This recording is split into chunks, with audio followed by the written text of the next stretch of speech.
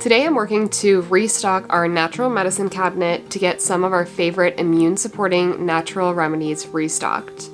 These are some items that I like to do up each year to keep us well stocked to support our bodies throughout cold and flu season. They are easy to put together and we find them to be very beneficial. The first thing that I'm working on today is a double batch of Fire Cider. I love to have this on hand. If you're not familiar with Fire Cider, it is a tonic that was made popular by an herbalist named Rosemary Gladstar. And the standard base for Fire Cider is a mixture that includes raw apple cider vinegar, garlic, onion, ginger, horseradish, and some hot peppers. I also like to add some additional ingredients like turmeric and citrus. It's something that you can play around with a bit and customize to your liking. Fire Cider is a tonic that supports the immune system, and it can also be really beneficial to digestive health, especially due to the apple cider vinegar and the ginger.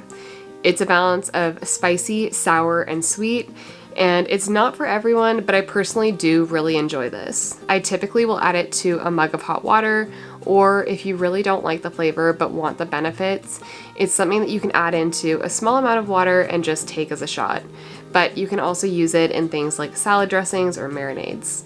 It also has a really long shelf life, so this is something that you can do up once a year and keep it on hand. It will typically last about 12 months in the fridge. I'm getting some ginger and turmeric peeled and diced up. You don't have to peel it, I prefer to just because this came from the store. Keep in mind, if you are using fresh turmeric, that it definitely will stain your fingers. I find that taking a piece of fresh lemon, putting a little bit of salt on there, and giving your hands a good scrub usually removes most of it, or you can just be proactive and wear some gloves.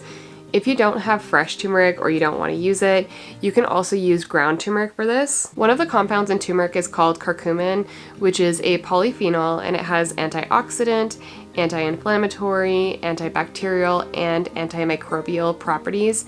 However, it is not well absorbed in the body. Adding black pepper is a way to increase the body's absorption of curcumin, as it contains the compound piperine. I ran out, so I didn't add any until later, but it's a great addition as well. So I'm just layering both the ginger and the turmeric into a jar. Since I'm doing a double batch today, I'm using a half-gallon jar.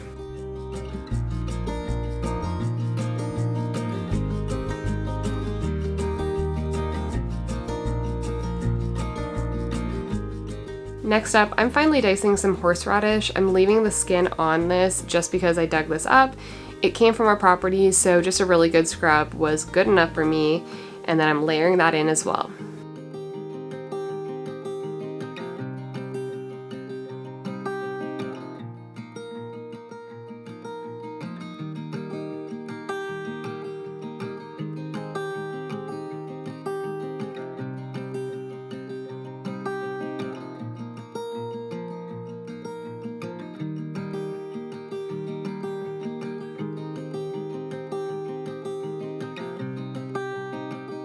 I'm also dicing some yellow onion. This one was a little on the small side, so I ended up doing a couple of them.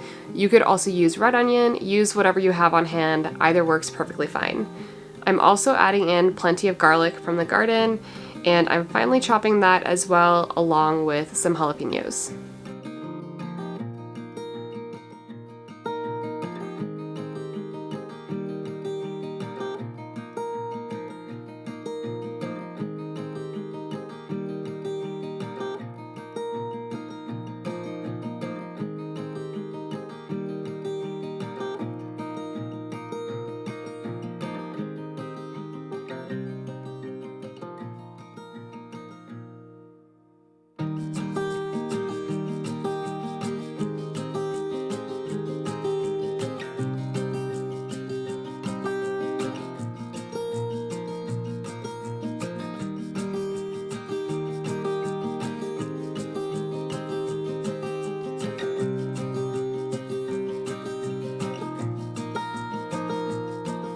Something that I like to add to my Fire Cider is citrus.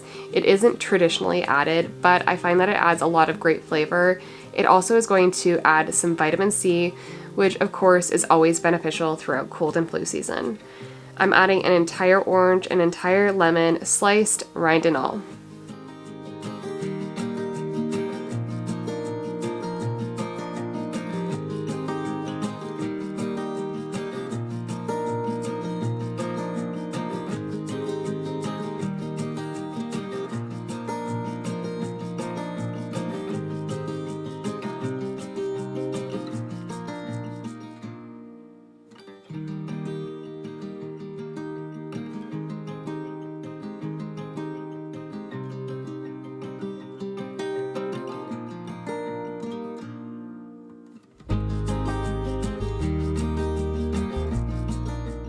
The last step is to top off the jar with apple cider vinegar.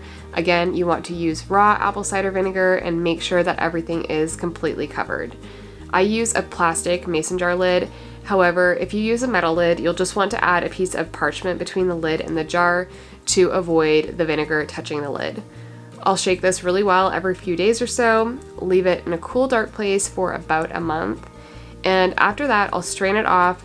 I'm going to stir in a little bit of raw honey and store it in the fridge. I typically take a couple tablespoons at a time in a mug of hot water. Another staple for us is elderberry syrup. It's something that I keep on hand all through the cooler months. Elderberries are high in antioxidants, vitamins A, B, and C, just a great way to support immune health this time of year. To a pot, I added some elderberries and water. Definitely could have benefited from a larger pot here, but no accidents were had. Now, you can add in things like cinnamon, ginger, cloves. I typically will just add cinnamon. I like to add a cinnamon stick, or in this case, what I'm using is essentially just crushed cinnamon stick. So I'm just going to bring that up to a boil, then reduce it down to a simmer. I'll add on a lid, and I'm going to allow that elderberry mixture to simmer for about 30 to 40 minutes or so. The liquid is going to reduce down some, and while I'm waiting on that, I'm going to get started on some fermented honey garlic. Now, this is super simple. There's no real recipe for this, and only 2 ingredients are needed, both with medicinal properties. You're just going to need garlic. I'm using garlic that we grew here, and honey that we harvested from our bees. Garlic is filled with antioxidants and anti-inflammatory properties. Raw honey has flavonoids and phenolic acids that have antioxidant, anti-inflammatory, and antimicrobial effects. So the two together really make a powerhouse staple that is a great thing to have on hand throughout the cooler months.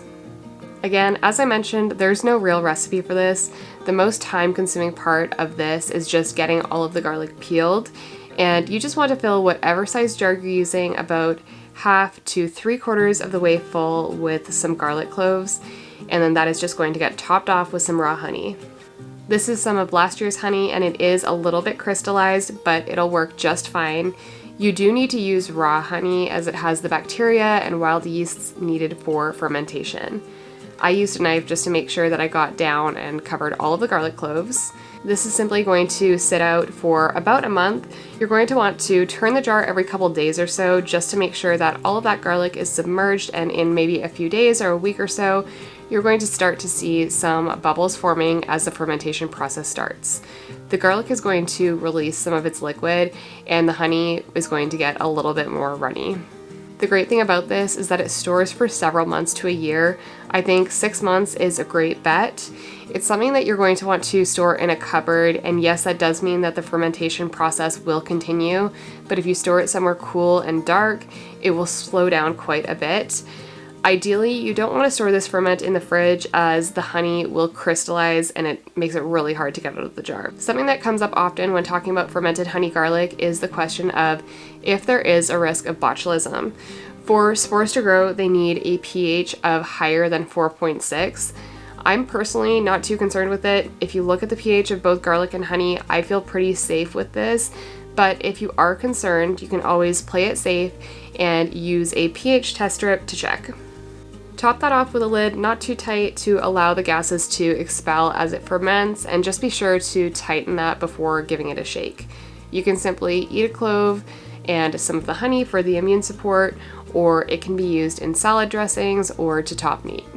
At this point, my elderberry syrup was done on the stove, so I went ahead and got that strained through a fine mesh strainer. I like to do this into a liquid measuring cup because after it cools, I'll top this off with an equal amount of honey. As I mentioned earlier, the liquid is going to reduce down some. This batch reduced from 4 cups of liquid to about 2.5, so that's how much raw honey I added in. You do want to make sure that you allow the elderberry mixture to fully cool as to not heat the honey, and then pour that into a jar, top off with a lid, and this will store several months in the fridge. We typically do about a teaspoon per day if we're trying to prevent, but I'll increase that if we do get sick. That wraps up today's video. Thank you so much for joining me today in the kitchen as I restock our medicine cabinet with some of my favorite natural remedies to support our bodies throughout the cooler months. As always, the full recipes will be in the description box down below. I'll see you in the next video.